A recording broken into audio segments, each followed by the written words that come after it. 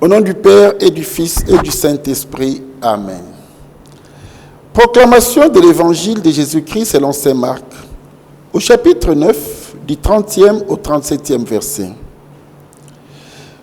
Jésus traversait la Galilée avec ses disciples et il ne voulait pas qu'on les sache, car il les instruisait en disant : le Fils de l'homme est livré aux mains des hommes. Ils les tueront. Et 3 jours après sa mort, il ressuscitera. Mais les disciples ne comprenaient pas ces paroles et ils avaient peur de l'interroger. Ils arrivèrent à Capharnaüm et une fois à la maison, Jésus leur demandait : de quoi discutiez-vous en chemin ? Ils se taisaient car sur la route, ils avaient discuté entre eux pour savoir qui était le plus grand. S'étant assis, Jésus appela les 12 et leur dit : si quelqu'un veut être le premier, qu'il soit le dernier de tous et le serviteur de tous. Prenant alors un enfant, il le plaça au milieu d'eux, l'embrassa et leur dit : celui qui accueille en mon nom un enfant comme celui-ci, c'est moi qui l'accueille.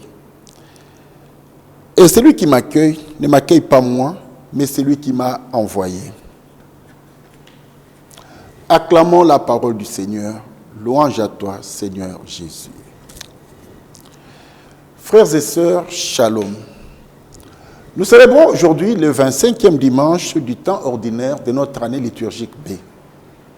L'évangile que nous venons de suivre se situe en quelque sorte à la suite de celui que nous avons entendu le dimanche dernier.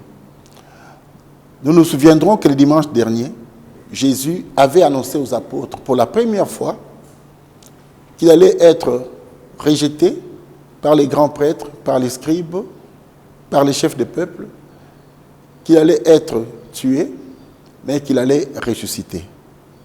C'est alors que Pierre l'avait pris à part pour lui dire : le Seigneur te garde, cela ne t'arrivera pas. Et Jésus l'avait réprimandé. Il avait terminé par recommander aux disciples que si quelqu'un veut me suivre, qu'il se charge de sa croix. Et aujourd'hui, nous nous situons dans la même logique. Nous allons axer notre propos de ce jour sur 3 petits points. Il y a d'abord l'annonce de Jésus qui provoque une réaction chez les disciples et Jésus réagit également à cette réaction des disciples.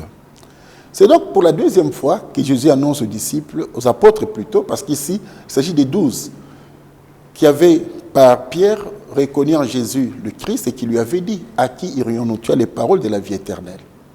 Donc c'est à ces 12-là que Jésus annonce une fois de plus qu'il est en train de partir. Alors qu'est-ce que cela provoque comme réaction chez les apôtres ?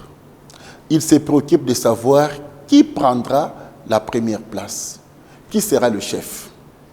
Et cette attitude, que nous pouvons qualifier comme une attitude de récupération, est l'attitude de la plupart d'entre nous. Quel est ce subordonné qui n'a jamais aspiré à devenir aussi chef ? Combien de cas d'empoisonnement ne connaissons-nous pas ? Des subalternes, des suppléants, qui voudraient faire disparaître les titulaires pour prendre leur place. Et c'est cela qui mène parfois à des conflits, qui mènent à des scènes de jalousie, dont Jacques parle dans la deuxième lecture de ces jours que nous n'aurons malheureusement pas de suivre. Nous n'aurons malheureusement pas l'occasion de suivre. Mais Jacques dit ceci : d'où viennent les guerres, d'où viennent les conflits entre vous ? N'est-ce pas justement de tous ces instincts qui mènent leur combat en vous-même ? Vous êtes plein de convoitises et vous n'obtenez rien. Alors vous tuez. Vous êtes jaloux et vous n'arrivez pas à vos fins. Alors vous entrez en conflit et vous faites la guerre. Frères et sœurs, ces lectures sont d'une importance capitale pour un pays comme le nôtre. Vous vous souviendrez qu'autrefois nous avons dit que nous employons un langage séparatiste. Quand nous parlons de la guerre qui sévit dans notre pays, nous sommes tombés dans le piège de ceux qui parlent de la guerre de l'Est, comme si l'Est ne faisait pas partie intégrante de notre pays. Et si nous analysons au fond cette situation en tant que Congolais, parce que nous commettons une autre erreur, nous Congolais, dans notre hymne national, nous disons du Congo que c'est un don béni des aïeux. Non, ce ne sont pas les aïeux qui ont créé le Congo, c'est un don béni de Dieu. Et nous avons le devoir, nous, aujourd'hui, de nous demander qu'allons-nous transmettre à la postérité par rapport à ces dons que Dieu nous a donnés. Frères et sœurs, Jacques explique très bien l'origine des conflits entre les hommes. Et c'est là aussi l'origine de la guerre qui sévit dans notre pays. Malheureusement, beaucoup sont distraits. Beaucoup parmi nous vivent comme si ça ne nous concernait pas. Et pourtant, les évêques en 2001, les évêques du Congo, du Rwanda et du Burundi, s'étaient déjà réunis à Nairobi.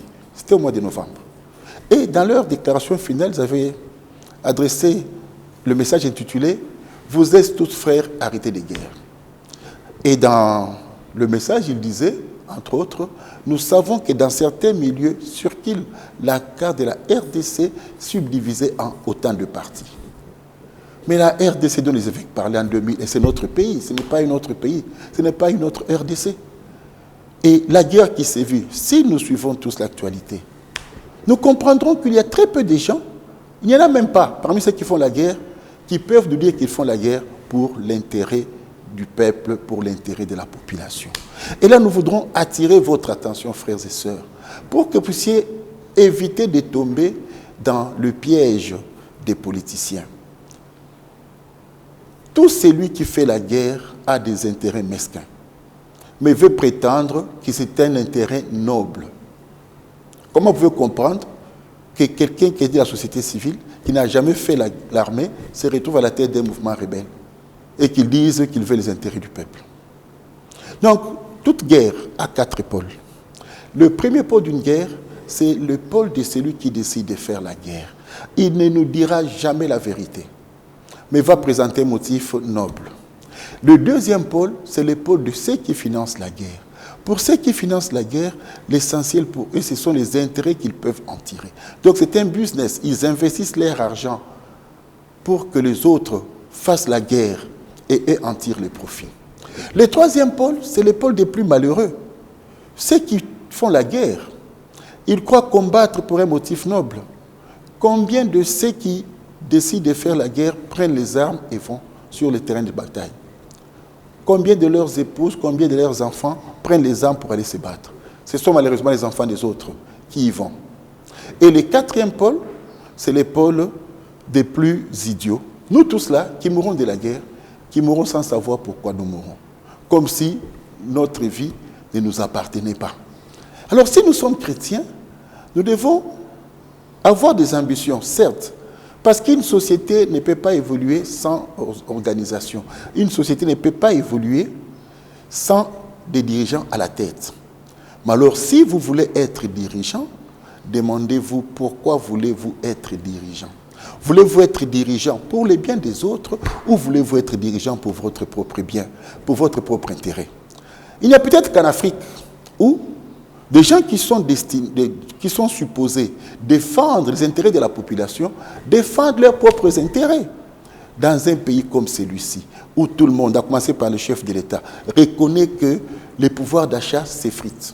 Dans un pays comme celui-ci, où le taux des dollars ne fait qu'augmenter, pendant que les salaires restent stationnaires, quelle peut être la priorité pour ceux qui sont censés défendre l'intérêt de la population? Est-ce la construction d'un hôpital réservé à une caste sociale? Est-ce la construction d'un nouveau siège alors que les sièges dans lesquels l'institution siège ne l'a pas délogé? Alors vous qui aspirez à diriger, apprenez que la direction, la conduite, la responsabilité est un devoir. Et Jésus nous apprend, Jésus n'est pas contre les ambitions, mais il nous apprend par quelle voie passer pour occuper un poste de responsabilité. C'est accepter d'être petit, accepter d'être serviteur. Car en définitive, le chef n'est pas là pour commander, le chef est là pour donner sa vie pour ce qu'il sert. Nous avons déjà eu à vous expliquer autrefois que le mot autorité vient du latin augere, donner la croissance. Donc quand on a l'autorité, c'est pour donner la croissance à la communauté. Quand on n'est plus à mesure de donner la croissance à la communauté, on devient une menace pour sa propre communauté. Cela vaut en famille, par rapport à papa et aux aînés. Cela vaut dans nos CVB, cela vaut dans nos différents groupes, cela vaut pour toutes les structures sociales dans lesquelles nous séminons. Alors demandons, frères et sœurs, au Seigneur la grâce de nous aider à comprendre que nous sommes tous frères. Et qu'étant tous frères, nous sommes appelés à nous mettre au service les uns des autres et non à mettre les autres à notre service. Que le Seigneur nous aide à comprendre que ce qui doit nous préoccuper, ce ne sont pas d'abord les honneurs, ce ne sont pas d'abord les titres, ce ne sont pas d'abord les biens que nous pouvons accumuler. Ce qui peut et qui doit nous préoccuper, c'est rendre les autres heureux. Parce que c'est sur base de ça, nous dit Jésus, que nous serons jugés lors du dernier jugement. Le Seigneur soit avec vous.